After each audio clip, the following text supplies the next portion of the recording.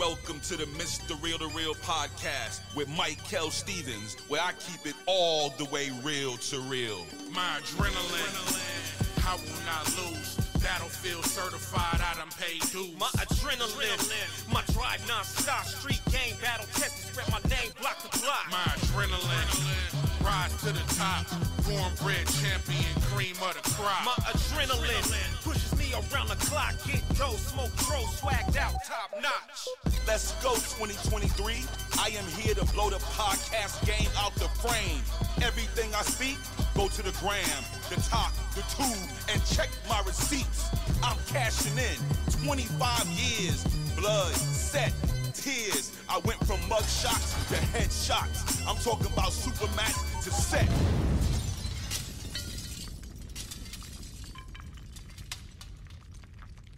Welcome to the Mr. Real to Real podcast, where I keep it all the way real. And everything I speak, you can check my receipts.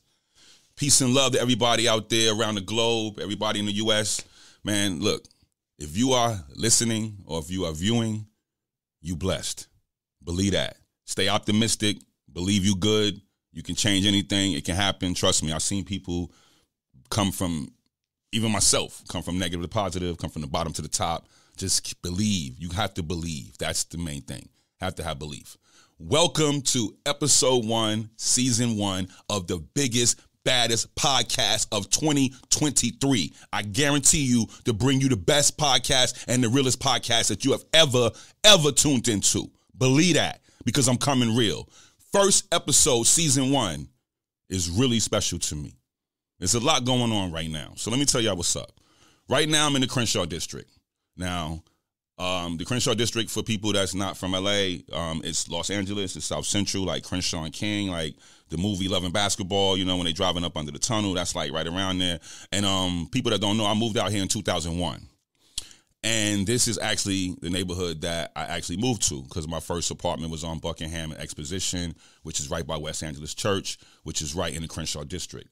So when I moved out here, this was like my home. And this neighborhood embraced me. And this neighborhood doesn't really embrace too many people. So to be right here doing season 1, episode 1 in Crenshaw district in Leimert, come on, man. I can't. This is the stars lining up. Just like my man right here, the greatest basketball player that ever grabbed that rock. It's like lining up. Everything's lining up. It's just coming together. And I'm telling y'all, this neighborhood is black and rich and beautiful. We embrace everybody, and I'm so happy to be here with Morris Media Studios. Anything you need in South Central, LA, the Bay, I don't care if you're in the IE, come here. This is where it's at. If you're not here, you're not getting it crispy. And you got to have it crispy if you're trying to do some moves. You're trying to make some moves, got to be here. Believe that. So that's what's going down. Again, this episode is so dear, special to me. We're going to talk about my first film, Belly. Yes, we are going to talk today about Belly. You will know about my first scene because on March 6th of 1998 is when I did the film Belly. And today, it is actually the 28th of February, and this show will launch immediately, and it's going to be a good thing. And I'm telling you, Belly's great. I'm going to also talk about Cold Case. I did Cold Case this week on actually the 4th. On March 4th, I did Cold Case. And I also did, like I said, Belly on March 6th. And this also is very dear to me because a lot of y'all don't know that when the acting had took a little hiatus, I was in Atlanta. And some people don't know I was doing construction work. And I went from $7.25 an hour at Staff Zone in East Point to $22.50, 70 hours a week. I was getting it like that. Yeah, working some big jobs. I worked at State Farm Arena. They did a renovation from Phillips Arena to State Farm Arena. I was right there, phase 1, phase 2, and phase 3. I was right there. I didn't miss a day of work, and it was real to me. And but the reason why I got there was because of this program that's in Atlanta called Construction Ready. And that is Arthur Blank. He spearheads that. And that program is for Atlanta residents to be a part of building Atlanta. Because Arthur Blank got tired of seeing people come from outside of Atlanta to build Atlanta. So now that program is actually all around the country because I've seen it in everywhere. But it's a program where they teach you construction and they give you your OSHA 10 and they give you some certs and you get your credentials. And I graduated from there. So we're going to talk about that in this episode. And so right now, I just want, like I said, everybody, man, stay positive, stay optimistic. Always believe in thyself. Always believe in you can do anything. Just trust me. And I want to give a special shout out to, of course, my people. My first movie that put me on, my man John Stu and the Ice Grill family. This is one of the classics that I started with. This is my film, Ice Grill. Thank you, Ice Grill. Thank you, New York. Thank you, everybody that always show me love. If you ain't see this indie, you better get a hold of it. Ice Grill is official. So this is official. You got to check it out. And I also would like to give a big shout out to my main man, E. Raymond Brown. Ghetto Physics. If y'all haven't seen this movie, of course I'm in it. But if you haven't seen it, you need to see this movie. This movie is incredible. And this movie is great. Ghetto Physics. Check it out. My man, E-Ray. I want to shout you out. I love you. So this is amazing. And today, I'm not going to pop no bottles because ain't nobody cutting no check. So we ain't showing nothing but the magnificent M. And we showing me. But, and plus, we can't be drinking. You know, you know what? I really don't like to see interviews where people are drinking and eating. Like, what is that about? Like, how you doing that? Like, what's going on? I really don't. I don't know. It's just something about me. I don't know. I just don't like. Just like I see this commercial where I was told you can't. This lady's walking through the mall with a big bottle of juice, and she's like drinking. I'm like, what are you doing in the mall with a big bottle of juice? Like that bugs me out. And then when she does her thing, it's capped up. I'm like, nah, you gotta spill it. But see, y'all don't know that. I mean, if you know your commercials, you know what I'm talking about. So anyway. Like I said, let's get into this season. This is going to be a great season. This is the first episode, and we popping it off with, like I said, Belly and with Cold Case, and we're going to talk about the construction, graduating construction ready, and let's get right into it. So, let's go with construction ready. That happened. Man, construction ready was a life-changing thing. So what happened was I was in Atlanta, and I was hanging out for the holidays, and I'm going to give people you need to know. Take care of your driver's license because if you don't, it's not going to be a good look. So yeah, my driver's license was not straight, and I had to visit them people for a night. So I got stuck in Atlanta for a minute and had to pay some fines and some things, and one of my friends, I was like, man, I just finished editing my film. I used all my money, taking care of my documentary. I was like, man, I'm broke. Man, I got to pay this fine. It's like $1,000. He was like, well, they got this this place called Staff Zone. I was like, Staff Zone? What you mean Staff Zone? He's like, yeah, Staff Zone, bro. You got to go there every morning at 6 in the morning. And when you get there, they're going to send you out. You're going to go to anywhere in Atlanta. You're going to work construction. And it's like, what? For real? I was like, nah. He said they pay you the same day. I was like, pay you the same day? Okay, I'm there. So I went there, and the first day I worked there, I got back, and the lady gave me a check for I think it was like $60 or something. I was like, what is this? Because he told me that you can make a lot of money there. You can make like $12, $15 an hour, but that wasn't true for people like me that didn't have any skill. I was just a laborer. But you know what?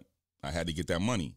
So I showed up because the lady told me the first day when I told him, she gave me the check. I was like, I can't work for this. And she said, honey, I never forget it. She said, honey, $7.25 is better than no 25. And I was like, And I said, but $64 or $60? She said, I got plenty of people that would take that ticket. Plenty of people. She said, I could tell you're a good worker. You look like you're a good worker. I know you're a good worker. But if you don't want it, don't worry about it. So I had to think about it. I was like, well, I've been behind the fences. I've been in prison 4 times. I did 10 years. And the one thing everybody talk about in prison is, oh, if I wasn't here, I'd work at Burger King. Oh, I'd work at McDonald's, I'd work anywhere. Yeah, whatever.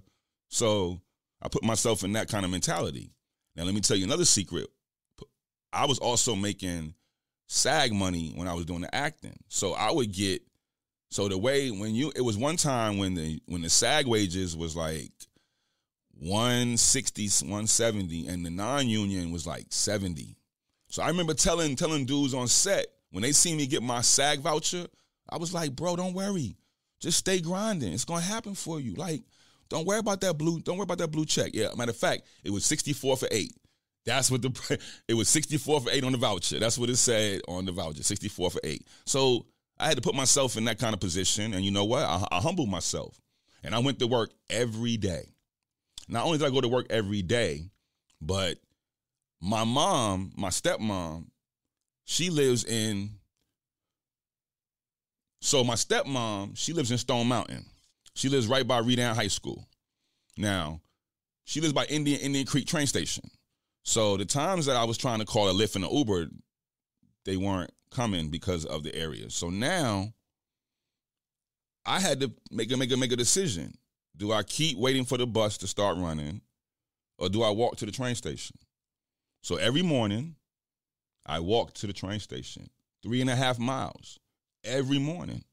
And, of course, I shot it on video. You know that, because I had to show y'all. And it wasn't about a podcast. It was just about just doing it for my seeds and doing it for myself to show myself. So every morning, I tape myself leaving the house, maybe for about 2 minutes, and then I walk for about, I don't know, a mile. And I tape myself for about a minute, walk for a mile, take myself, and I show myself making the train. I did that every day.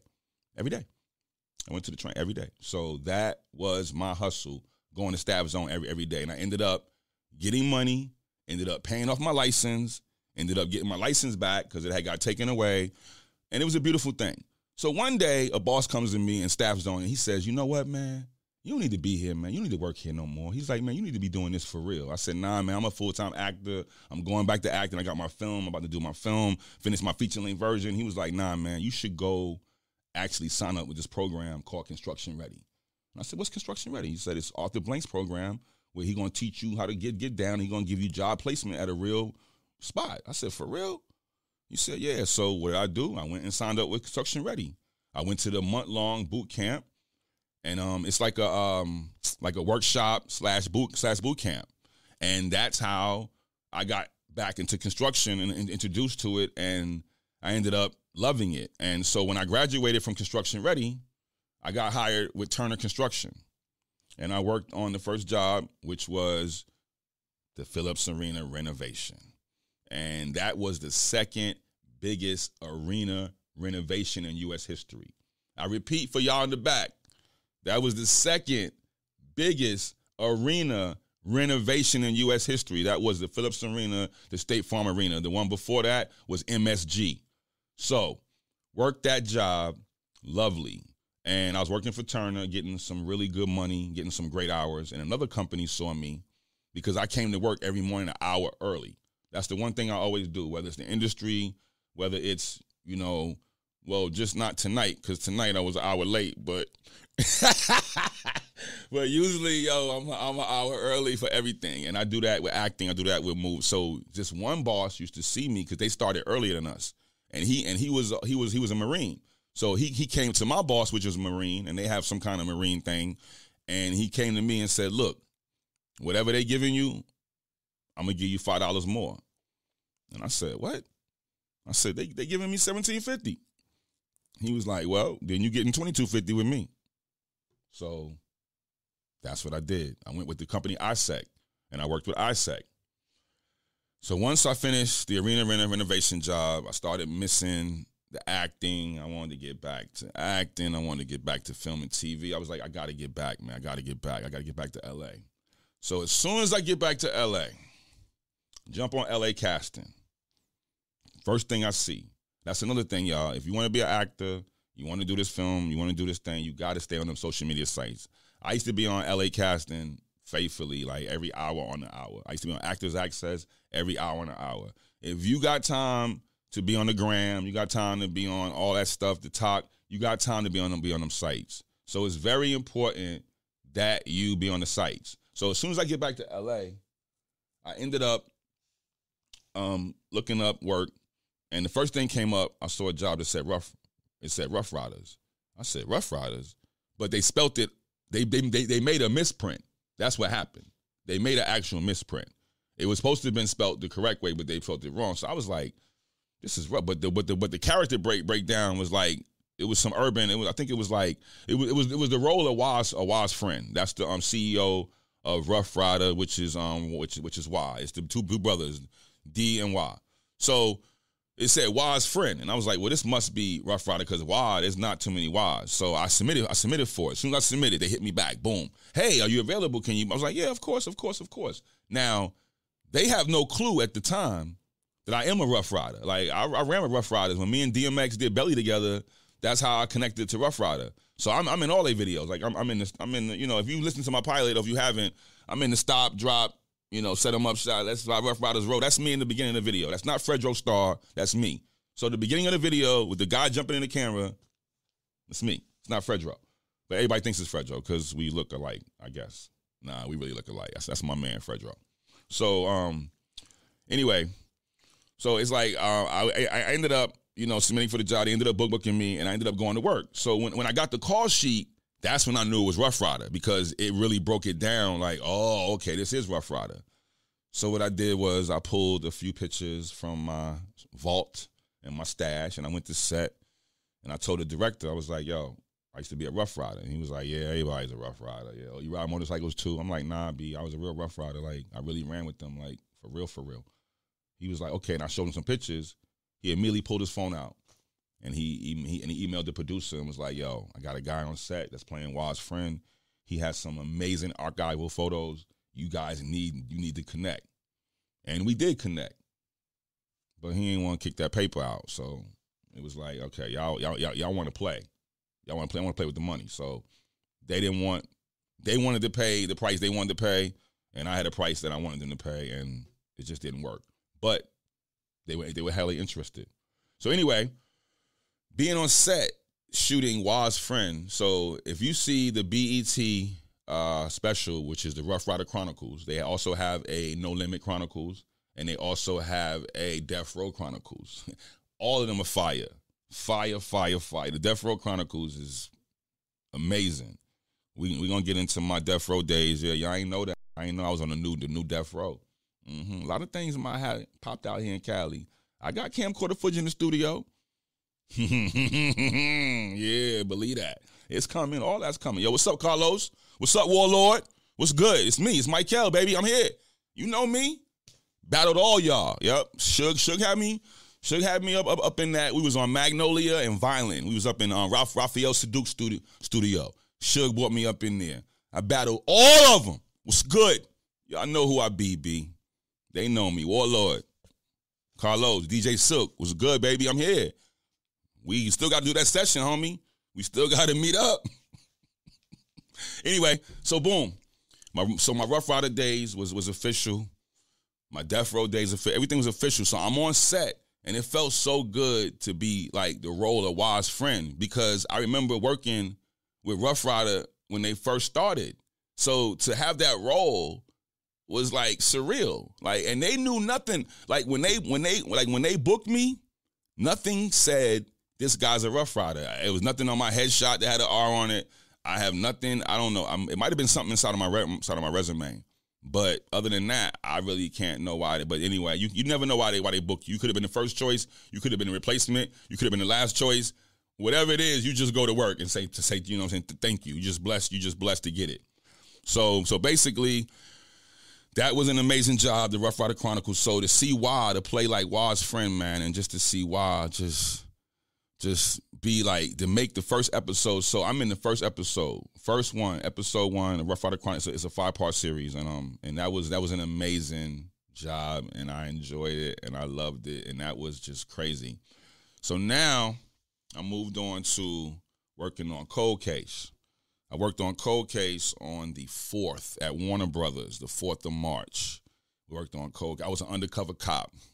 And I loved it because any phone call you get from Central Casting is like a blessing. See, people in this business, and I'm going to teach y'all every episode, I'm going to give you jewels. That's why I'm keep telling you, you're going to get 5 shows in one, every episode. Because let's keep it real about Central Casting. They are the biggest and best casting company. All you got to do is follow the protocol. That's it. Just do what they tell you to do. When they call you for a job, you take it or you don't. Just say, no, I'm not available. Don't try to get it and be greedy. Like, just be professional. So the one thing I hate when people talk about Central Casting is this. As soon as I say, are you with Central? They be like, nah, I don't mess with Central. I'm like, I already know what it is. Like, you don't mess up the plug. You just don't. The plug is the plug. So Central called me. When they phone, it's always love when they call. So I ended up working on Cold Case. And I love Cold Case. And I've worked on Cold Case multiple times. You know what I'm saying? So actually, it was great. I played an undercover cop, and I met this amazing actress named Cookie Hull. She was funny. She had me rolling all day. We have been friends since we did Cold Case. And I worked on Cold Case March 4th, 2009. Now, every job that I've done in the industry, I keep one of these. I write down what the job is, and I keep the date of the job. Now, I've been doing this since 97, so I never thought about a podcast. So don't think that I was doing this for the podcast. I'm doing this just for me. So what I did was every job, I would find something on set. I would keep it. So the things that I would keep from that particular job would be, of course, the voucher. We don't want. I know how y'all be on internet, so I gotta be careful. But we got the voucher. We have our sides. Let's see. So this was a great episode. Undercover cop. Got the sides. And there's my check stub.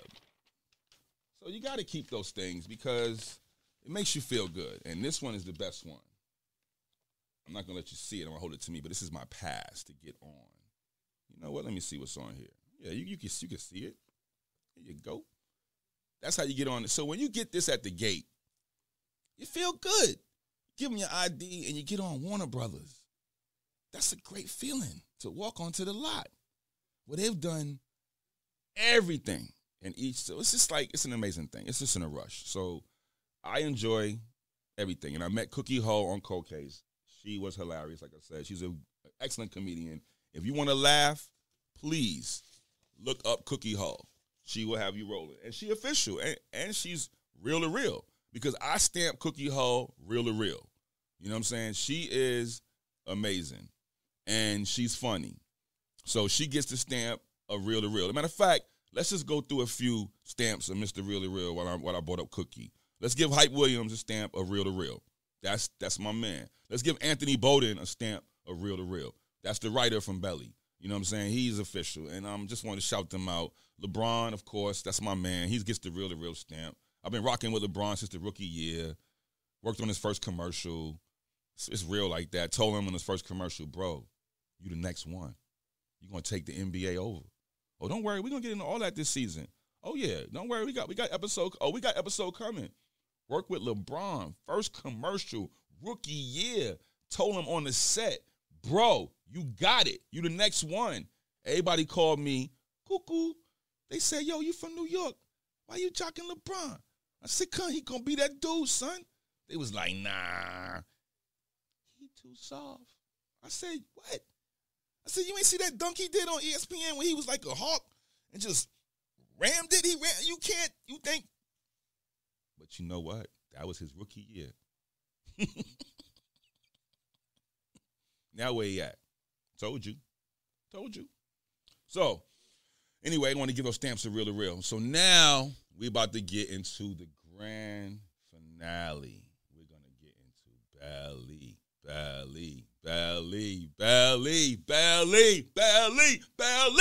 My first movie, baby. Big Dog Productions, New York, off of the open call. Found myself on March 6th on set, shooting in Queens. I was at the Hut Barbershop. Now check out, I'm from New York.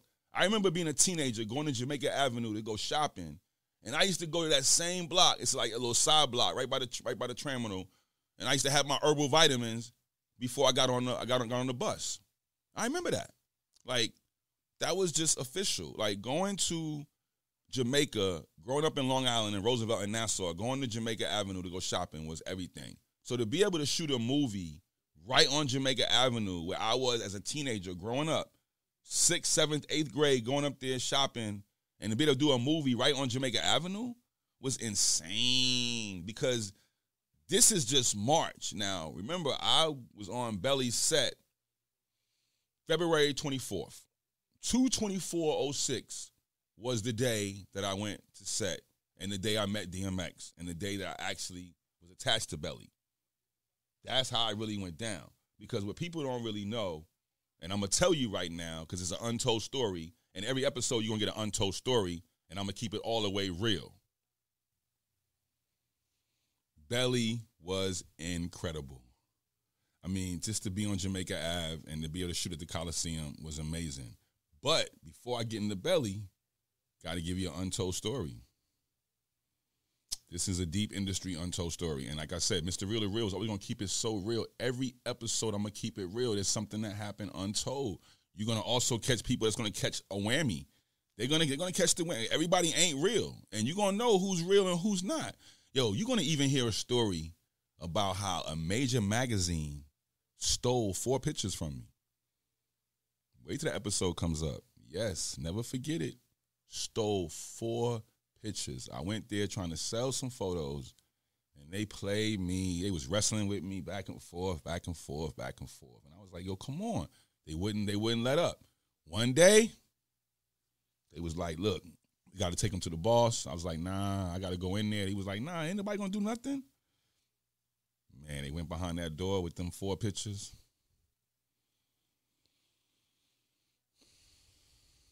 I knew it.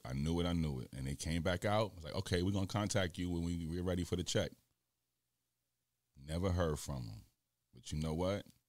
I remember your name.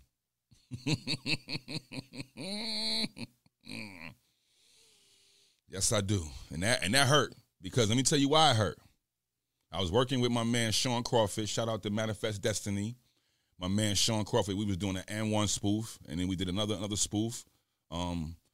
And I was on set, and I was showing my little photo. This is back in, like, I don't know, probably 99 to 2000, and like 99. I had my little photo album. That was the way I used to get around New York. Now, no matter what hood I went to, like, I remember this one time, I was hanging out with this official queen, and she was like, look, be cool when you go to the store by my house because you know they don't. I'm like, man, I ain't worrying about nobody.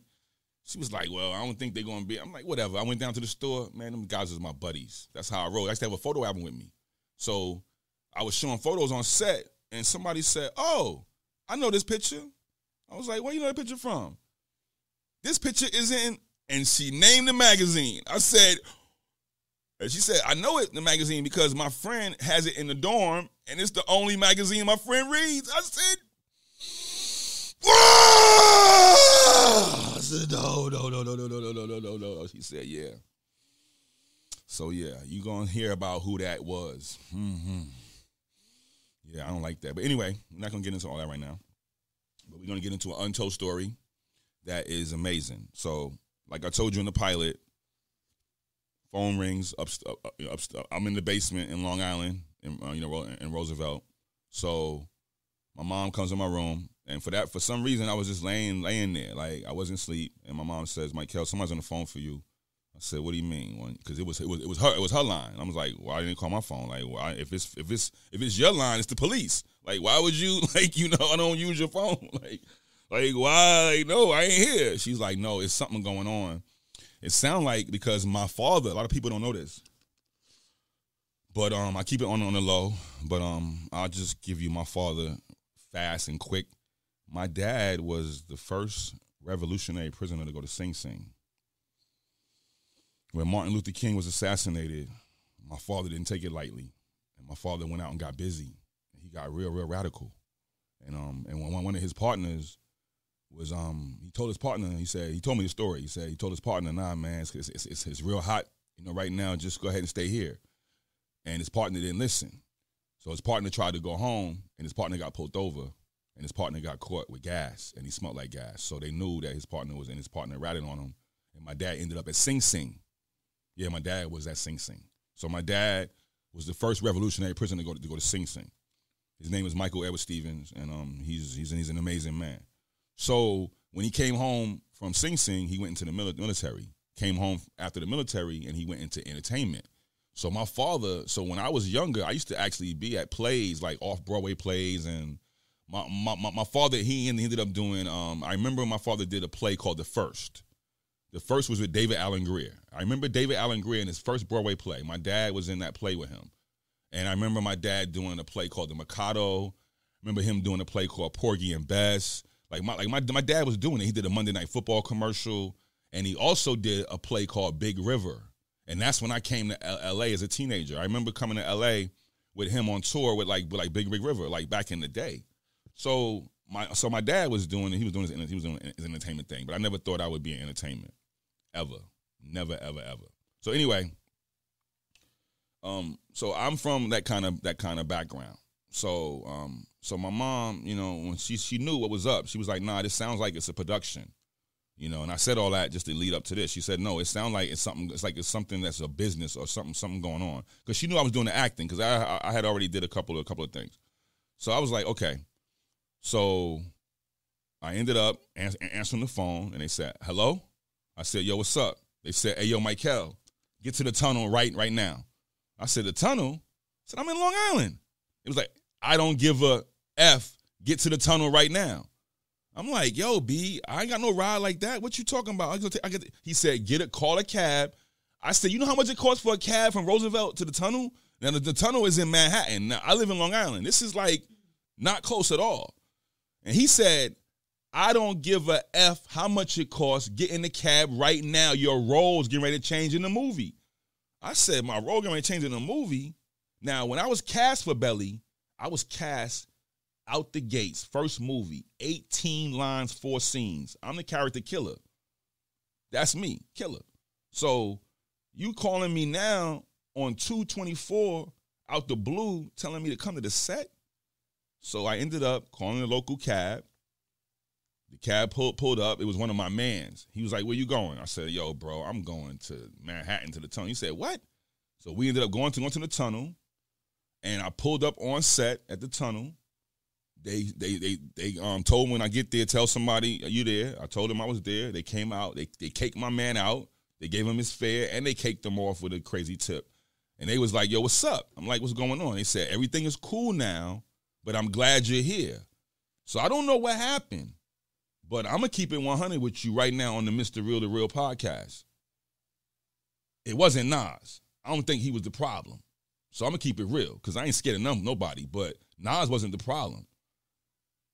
I think it was X or it was my man Haas. I don't really know, B, because as I think about it, it could have been X with the drama, and they was like, you know what, we're not dealing with this. We got somebody else. Or it could have been Haas, because I'm not going to spread no industry drama, but after we hung out that night, I kind of heard that, you know, my man Haas and them, that's just a rumor now. My man, they said Hassan and them tried to pull the, yo, we want a new contract on the first day of shooting. That's what I heard through the grapevine. Now, I'm just telling you what I heard. So, but something happened, because I wouldn't have been on set. So that's how I got all those pictures from the first night, because I hung out on set. They called me to set, and I was there. So the first day of shooting at the tunnel, that's how I got those pictures. So many pictures are there, because y'all don't know, I have a pictorial book coming with just all the pictures that I've taken from 9/7 until now. So it's mad pictures from Belly that night. So I wouldn't have been on, why was I on set? Like, nah, ain't nobody got to be fronting, because we don't front on the Mr. Real to Real show. We keep it all the way real. I told you that. So that's what happened. I got this set, hung out. So that's when I met DMX. So this is how I met X. Here's a story about DMX. Me and DMX are personal friends. I miss him. Me and him hung out. The pictures tell it all. Pictures worth 1,000 words. We got mad pictures together, because we hung out for like 2 weeks just strong. When me and DMX hung out from 2/24 until he told me I got to go to Cali to shoot this shit with Ice Cube. I got to go shoot this We Be Clubbin' remix. I was like, all right, I like that song. He was like, yeah, I got to go to Cali. That's when me and DMX broke apart, when he left. The number changed. I lost my my little they used to have these things, these little flip up like little things you put all your numbers in. I left it on top of the phone booth. Like, I don't know. I had his number. So I don't know. Me and DMX just broke up. But that's when me and DMX broke. But me and DMX were tight. So this is how I met X. The writer, Anthony Bowden, said, so I see DMX coming. I already know who he is. I heard about him. I see him coming. So when X, he doesn't see me. So X says, he comes in, and then Tony says, hyping him, was like, yo, X. He was like, what's good? They said, this the nigga I was telling you about. So X goes, hey, yo, dog, I need to holler at you. I'm like, what the fuck? What you mean you talking about me? Now, here's an untold story on top of an untold story. Hey, yo, my man that's running around New York, and you know who you are. You did that little independent film. You had the little scene with your little agent talking about, why'd you pull a gun in the audition? And you told your agent, because that's what they wanted in the scene. Nah, bro. Stop lying, bro. That's me. I put the jammy out. That's me. I was auditioning for Belly. And for y'all that didn't see Belly, I'm not going to ruin it for y'all. But there's a scene with two main characters. And there's a scene where the two main characters are walking down the street.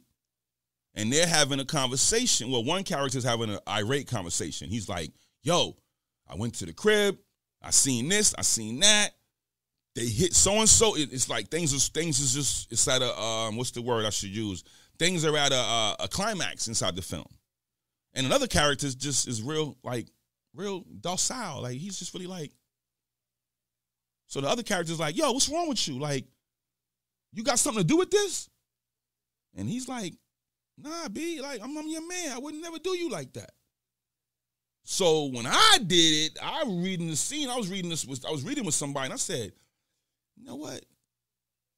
I think the jammy needs to come out right now. I said, we don't need to lift. See, there's a difference between pulling a jammy. You seen the movie with Q. Is there a problem? Is there a problem? They was like, nah, it ain't. So that's called pulling a jammy. Now, lifting it and brandishing is something different. But pulling the jammy is just letting people know I ain't playing. Because you know what I'm saying? That's all it's about. So I told the dude I was reading with, I said, yo, look, he go to the joint. I took the bullets out. I said, look, dog, when we do this scene together, I'm going to pull it out, but I ain't going to lift it or pull it right. I ain't going to point it at you. I'm just going to he was from Brooklyn. He was like, no problem. You do what you want to do. So I'm doing the scene, and I'm reading the scene. I'm like, yeah, coming down the block. You know what I'm saying? I'm like, yo, they got everybody. And I'm like, what's up with you? Why are you looking at me like that? And the dude's reading like, what you mean? I said, you got something to do with this? And I just pulled the jammy out like, what's up? And the whole room was like, ah! Everybody just ducked. So the only two people that was up was Hype Williams and the actual writer. They both was like, nah. So everybody else was like, where's my phone? Where's my phone? And I never forget it. Hype Williams was like, yo, everybody stop right now. Stop. Stop it. Nobody do nothing. We're not calling nobody. Everybody just stop. And he just looked at me like, bro, like, really?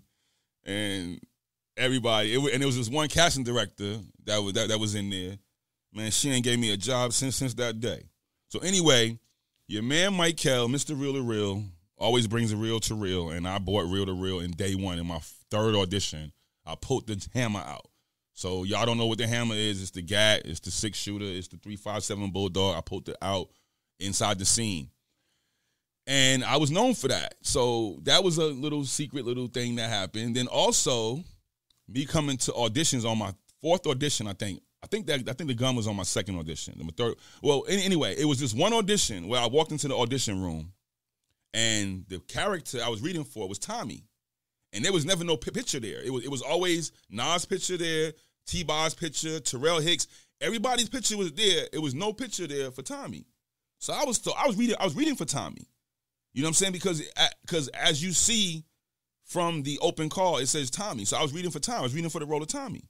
So I ended up, it was like reading for that role just bought. So anyway, I walked into the room and I see a picture there, and it was DMX's picture, and I'm like, yo, like what I'm about to audition for? Like, that's the role. They like, nah, they didn't hire work, bro. Like, just audition, read for it. I'm like, nah, why am I going to read for it? And this dude has already got it. And I was like, so I'm arguing with them. I'm like, yo, I'll fight this dude.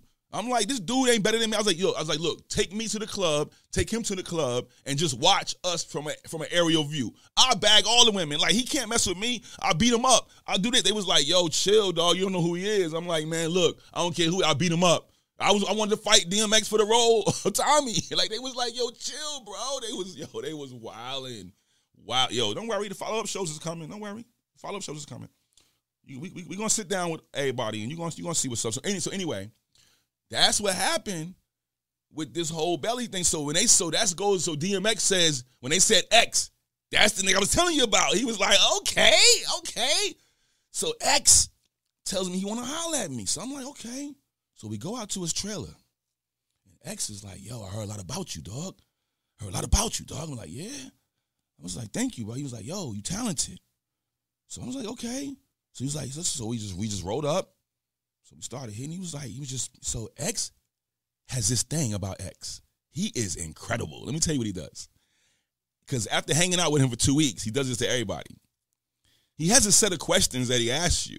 It's like his little I don't know. It's like his little 12-pack of questions. And there is no really wrong or right answer to none of the questions. It just really shows who the fuck you be. And it shows where you stand. And I seen him do dudes like that.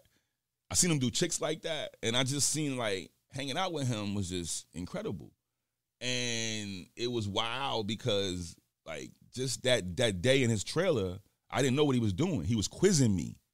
So he quizzed me, and he asked me stuff, and I was rapping for him.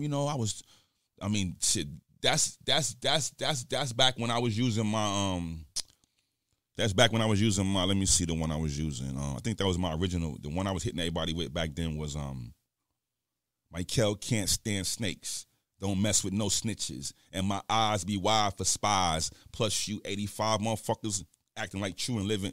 Hold up. No, back then, when I was an ex inside the trailer, I think the one I was using them was MICAAL can't stand snakes. I deal with no snitches and I fucks with no spies. Plus you dudes that's true and living 85. All you good for is getting real money makers and they clicks, not because of your lies. You steadily, continuously telling feds, ATF, DEA, NYPD, this and that. When you got hit in the pack, in the gap with the act, that's what I was on back then. So X was like, oh my God. So it was like, yeah, so we was just kicking it. And next thing you know, we was hanging. That same night when we left Belly, we was hanging. It was just and that was on 224. So that was how I met X. We just connected and we just linked. So then D comes to set. Y and D, the CEO is a rough rider. So D comes to set, and he comes to X's trailer, and he looks at me, he's like, yo, who this? X, who's this? He was like, this is my man. He was like, so D's just roasting me, I'm like, yo, what's wrong with this dude? And he was like, yo, better take care of him. This is my man. You take care of him. I don't care what nobody say. You take care of him. I'm putting you on to take care of him. And he went in his pocket and pulled out, I think he gave me $1,000. He didn't even count it. He just was just gave me a chunk of money. I was like, okay. So I was DMX's personal assistant, right there from that day. So we hung out for 2 weeks straight. Even when I shot my scene on 3-6, X came to see me, but he came late. So he, of course, X always late. But he came late to my scene. But he came to the hut. He came, wifey through. He was like, what happened? I was like, I already shot my scene. So now, let's lead into my scene. So that's when I met DMX. That was the story of meeting DMX, and he became my man. We became tight. We hung for 2 weeks straight, and it was just amazing. And you'll see all the pictures because we're gonna be showing them right now. So anyway, so now here's my shoot date to go to Belly. So I'm laying in Long Island, and it's the morning of my shoot, and I'm on my way to set, and I'm just laying there yo, I'm about to go shoot a movie. I was in prison, just a minute ago. I went to 4 auditions. I booked the open call. I was like, yo, I'm about to go do a movie. So my shoot day of Belly was the best ever. I get to set with my goons. Of course, I brought my man Kenny. That's actually how I got the photos, because if it wouldn't have been for Kenny being there, my man Dog, he's nice with the camera. And he never took a photography class a day in his life. And he knew how to use the zoom. Because, see, we used to use box cameras. But after using box cameras, I ended up getting a 35 mil. And I ended up saying, so first my man Puff had it. And Puff was not every time I looked up, it's yo, take pictures. Puff was, I said, yo, get a camera to Dog, man. So that's my man Kenny. His name was Dog. So he gave it to Dog. Actually, Dog was the reason why I got into entertainment, because if I wouldn't have been hanging out with him, I never would have heard the commercial on the radio. I never would have heard about the open call. None of that. So my man Dog is everything, because I don't hang out. When I came home from prison, I was I'm good. But hanging out with him, I heard about Belly. So anyway, Dog was everything. So I gave Dog the camera, And dog started taking pictures, and the pictures came out butter. I covered the whole day with flicks because that's what we do. We take flicks. So anyway, just being there was just dope, and it's just like getting there and showing up with them and like just hanging on set, going to my trailer. We was blowing it down. We was straight like Griselda before Griselda. We was deep. We was deep up. Everybody was looking like, oh, you brought all your friends. I'm like, yeah, that's how we do. So anyway, the day was great. So now it comes time to go shoot my scene. So we walk up to Jamaica Ave from my trailer, and the avenue is lit. It's lit. Like, I'm like, yo, I cannot believe I'm in a movie. Like, this is crazy. Taking flicks. And they gave me black and white camo. Now, I already rocked mad camo before the movie. I'm in black and white camo. I'm like, yo, this is crazy. I got the black Timbs on. I'm like, everything is going down. Hype is like, all right, y'all going to walk up on this. You know, you're going to come do this dude. You're going to fry him. So now here's the problems. I'm like, so like the Wrangler gives, you know, saying Jay Black some heat. So I'm like, where my gun at? Like, I don't have no gun. It was like, well, you just with him. Like, you just like the bad guy. Like, you're gonna walk up with Jay. You know, I think this is like Malik telling me this. I don't even think it was. I think it was like Malik Saeed, the assistant director. He's like, you're gonna walk up with Jay. You kind of like his buddy. You kind of like just there with him. I'm like, we coming to kill somebody, and I ain't got no gun. I'm like, nah, we gotta talk to someone. Like, nah, let me talk. So they telling me I'm causing problems. I'm like, what you mean I'm causing problems? Now I had just had a situation happen on Cameron's horse and carriage video with a major director right now that's super major. He hasn't booked me since. But we was doing Cameron's horse and carriage video, Untold Story, and people happens. I'm in the scene with Cam and Jimmy and this bad chick at the bar when he says in the song Horse and Carriage, ice, ma, you know, ice that you like skate on. And the girl's like, what? So anyway, that's the scene I'm in. So I'm at the bar, and I'm like, yo, it's just 4 of us. Everybody looking, I was like, yo, I need a bottle. They like, well, you can't. I'm like, you know, so I told the bartender, you'll give me a bottle. He was like, nah, they said y'all can't touch none of this. Don't give y'all nothing. I said, well, I'm not going to stand here like, nah, I need a bottle. So that's what I would have. So then I go ahead and it's like, nah, B, just give me the bottle. I ain't going to open nothing. You're going to stand right here. I'm going to hand it to you every time we cut. So people out what happened. This PA that is now a big-time director, and you're going to know who he is, this PA going to come up to me talking about, yo, put the bottle back. I'm like, yo, B, hold up. Like, I'm just wanting for the scene. Like, it look real. Like, because I'm in the scene, like, I'm holding the bottle. He's like, nah, you're going to put the bottle back. I'm like, bro, relax. So then Cam was like, yo, big man, chill out. So now it became a big situation over this bottle. I just wanted to use it for the scene. I wasn't going to open it. I wasn't going to violate. So that really that really stung bad. They was like, oh, he be in trouble. So now I'm on this set like a month later, and some of the people from that set was there, and they was like, oh, I remember him. Because at this time, it was a small circle. It was always a small circle, but at this time, it was a real small circle. So anyway, I'm on set like, nah, I want to get some heat. Like, I want heat. Like, y'all gonna give me a gun. Because I'm not in this scene walking up with no gun. Like, it's like, well, I was like, let me just at least have it in my hand like I'm about to use it or something. They're like, well, you're gonna get shot. I'm like, okay, I have to have a gun. So after going back and forth with them, I was like, you know what? Don't worry about it. I got one. I was like, yo. So I called my man, like, yo, they was like, oh, no, y'all, you good, don't worry, we got you. I was like, okay, well, whatever. So now they give me heat. I'm like, got me some heat now. Yeah, let's go. So now the scene is we're walking up on the main character to toast him. Man, so we walked up on him. It was a beautiful scene.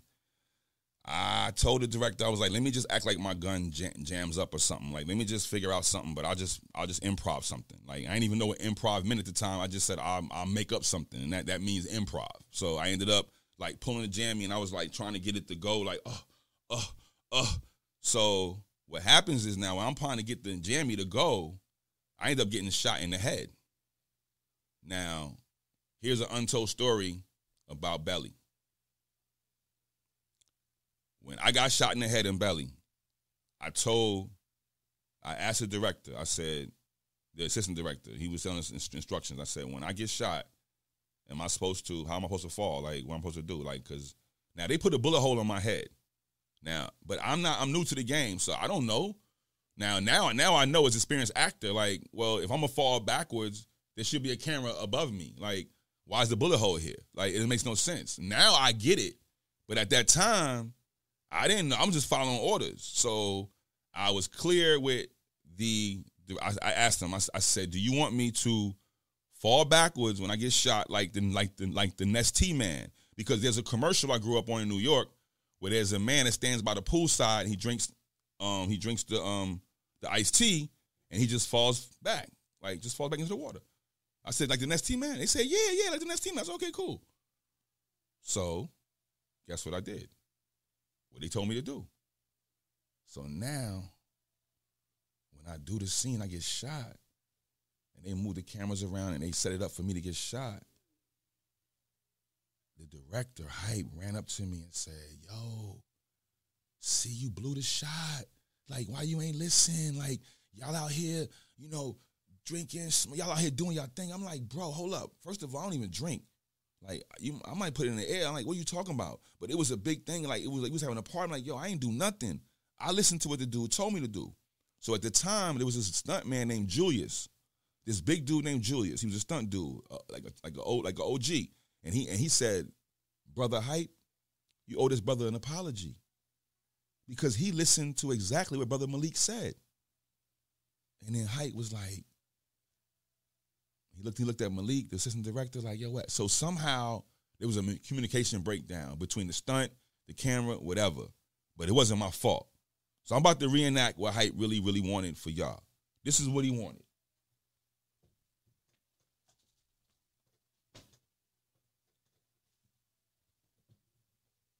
So when I got shot in my head, Hype wanted me to get shot, and he wanted me to somehow find my way to pivot back around shot with the bullet hole in my head.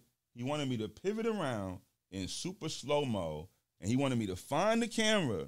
This is what he told me after. He wanted me to find the camera, and when I found the camera in slow-mo, he wanted me to go,